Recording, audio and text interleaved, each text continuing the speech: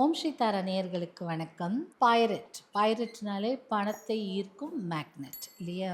So இந்த பைரட்டில் நம்ம நிறைய கிராபோவி கோட்ஸ் பார்த்துருக்கோம், சிஜில் சிம்பிள் பார்த்துருக்கோம். இந்த பைரட்லேயே மகாலட்சுமி, இது பைரட் பிளேட்டு, மகாலட்சுமி நடுவுலையும் இந்த பக்கம் ஸ்ரீ யந்திரம், இந்த பக்கத்தில் மகாலட்சுமி யந்திரம் வச்சு பிரிண்ட் பண்ணி கொடுத்தது தான் இந்த பைரட் பிளேட். இந்த பைரட் பிளேட்டை வச்சு நீங்கள் பூஜை அறையில் பூஜித்தாலும் சரி, இல்லை அப்பப்போ இதை கொண்டு போய் பணம் வைக்கிற இடத்துல வச்சுட்டு அப்பப்போ தீபதூப ஆராதனை அப்போது வந்து அப்பப்போன்னா செவ்வாய்க்கிழமை வெள்ளிக்கிழமையில் தீபதூபம் இல்லை ஊதுவத்தி காட்டினாலே சாம்பிராணிலாம் போட்டினாலே இது ஆக்டிவேட்டடாக இருக்கும்.